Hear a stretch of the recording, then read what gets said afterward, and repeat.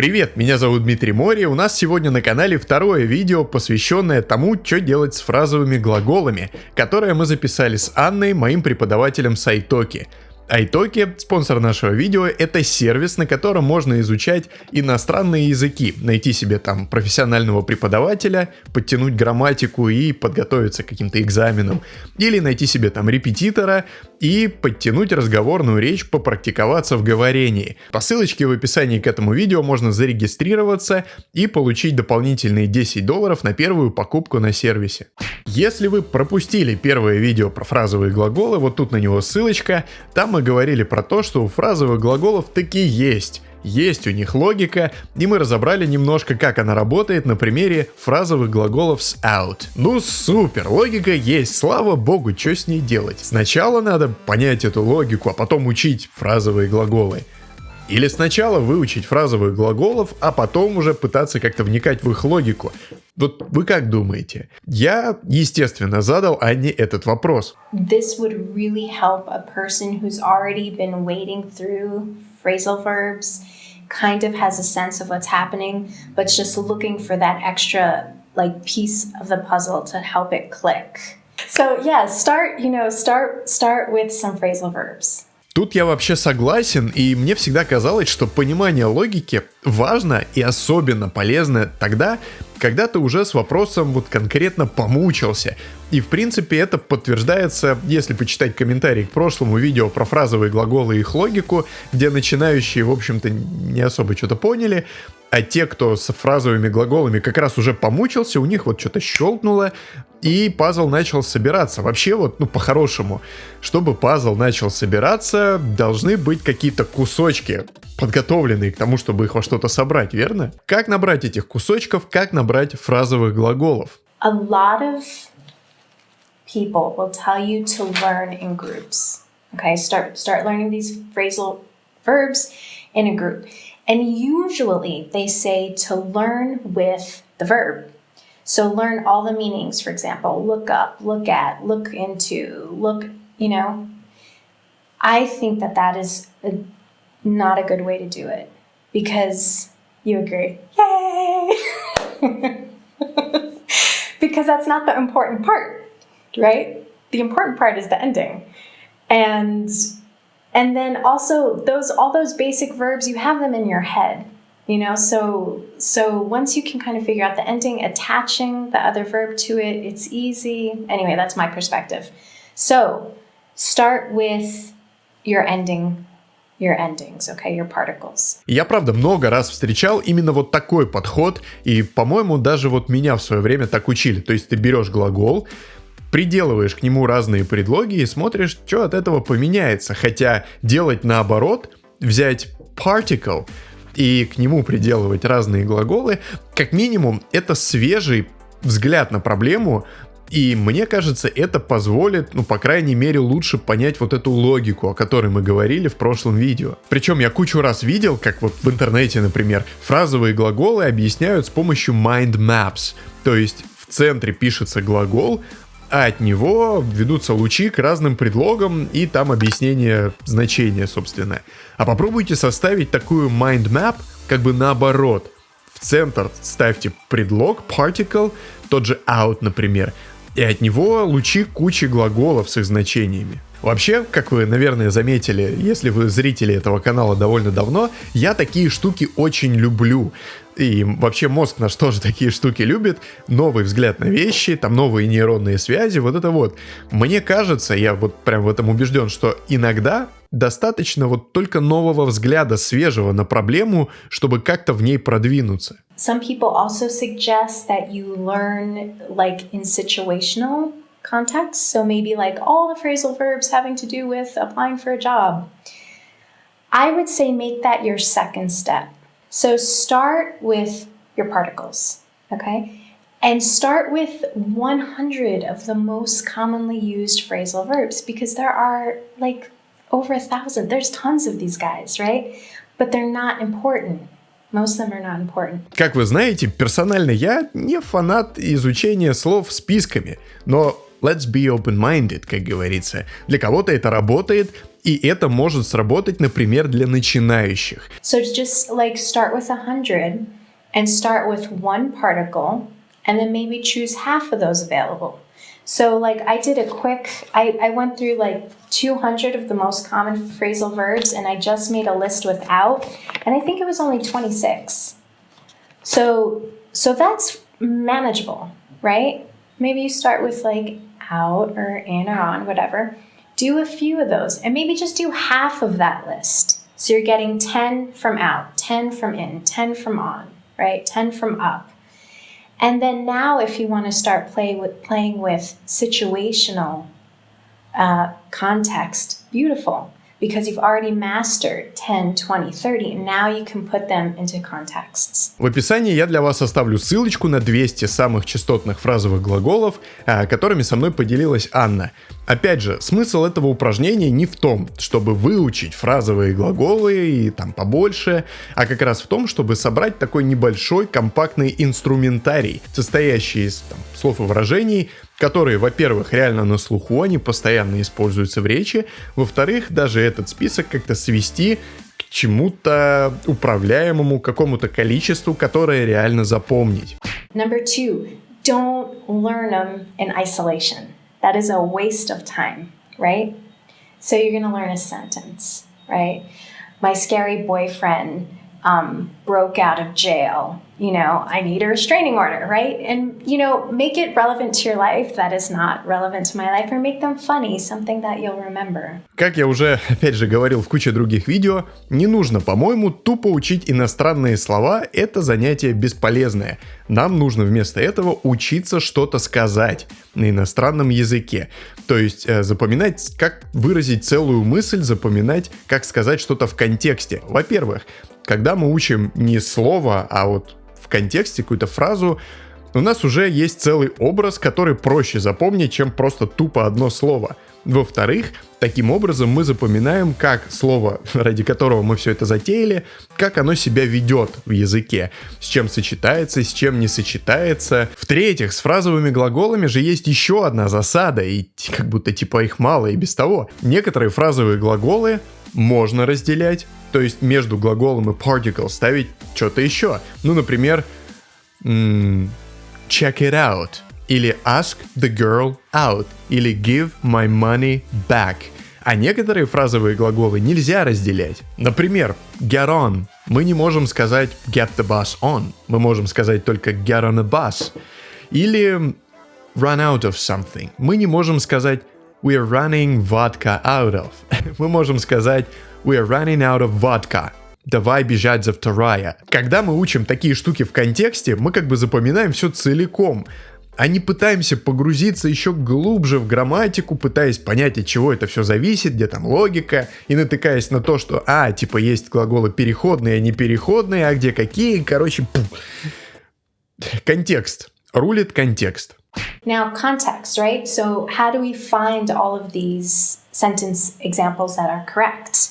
So a lot of websites have phrasal verbs with, sentences that are already there, and dictionaries are awesome for that.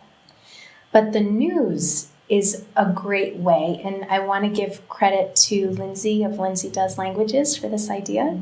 So she'll put a phrasal verb into Google, into her Google search box, and hit enter, and then she goes to the news, she clicks the news option, and you will see now this phrasal verb being used in news headlines or in the first few lines of a news story, and so you're getting real context. Никогда об этом не думал, а идея-то пушечная. И мы решили сразу попробовать и посмотреть новости с фразовым глаголом put out. Because I thought to me that's kind of abstract, like you're putting something out, okay, I get the idea that it's moving like to a different area, but as you look through all these news stories, put out has to do with extinguishing something, right? Put out a fire. So now we have, if you're thinking of this container logic, existence is a container, right?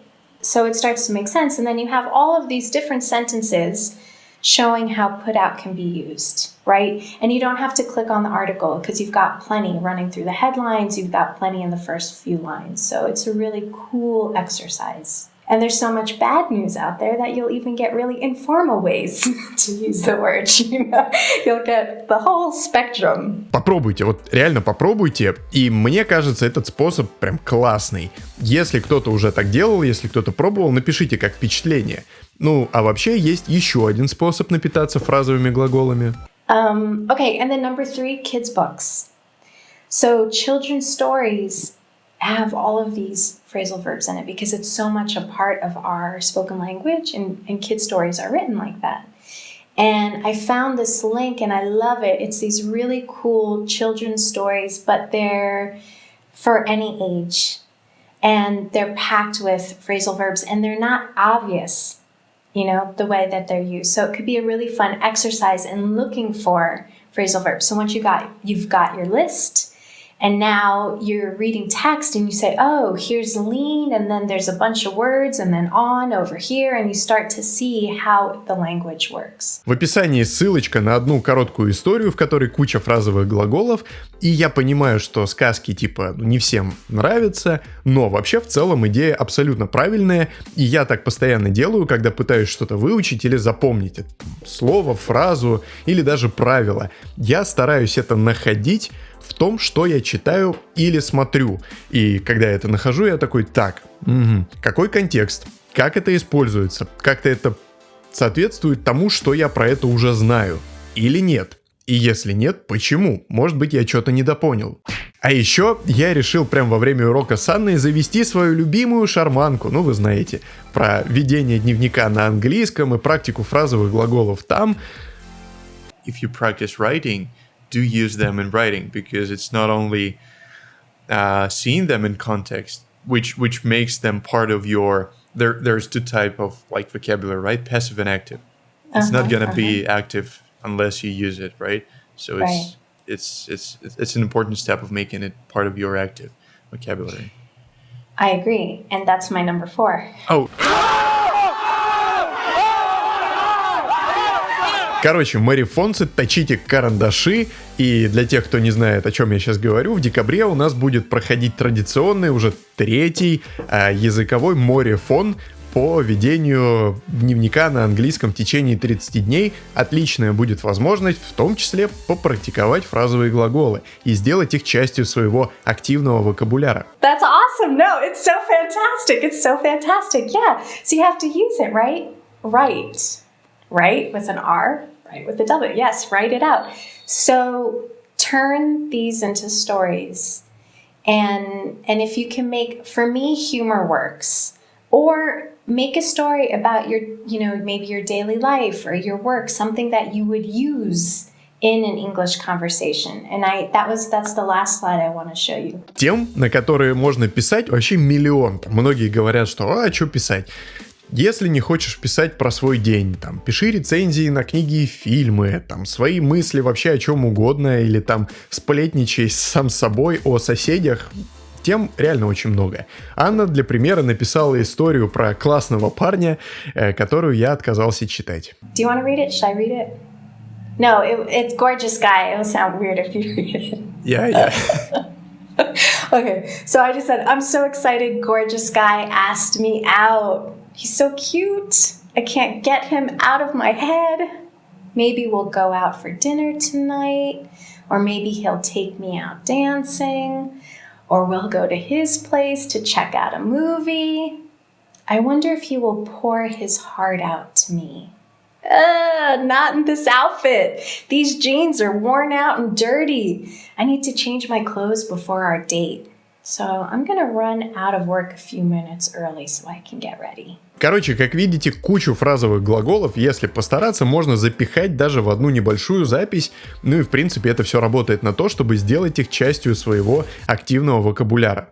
Теперь давайте вернемся к прошлому видео про фразовые глаголы и вспомним вот эту аналогию, что фразовые глаголы в английском чем-то напоминают глаголы с предлогами в русском. То есть идея в том, что есть вот глагол и есть какая-то штука, которую ты к глаголу добавляешь, и от этого меняется его значение. Только в английском языке это типа отдельное слово и стоит в конце, а в русском языке это часть самого слова, и оно стоит в начале. При этом, почитав некоторые комментарии, я хочу сказать, что вот тупо ставить между ними знак равно неправильно. Оно так не работает.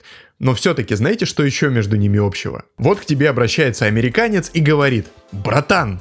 Так и говорит. Ваши глаголы с предлогами — это прям жесть. Я нифига не понимаю, как мне их учить. Мне кажется, что примерно вот так для носителей языка английского звучит наш вопрос, как учить фразовые глаголы. Понятно, что преподаватели для нас стараются. Они стараются там как-то объяснить нам логику, докопаться, почему они так работают, придумать какие-то способы, там, упражнения, как их разделить на темы, как их учить в контексте, там, какие упражнения на закрепление можно делать и так далее, и так далее. Но вот реально, как учить в русском языке глаголы с предлогами?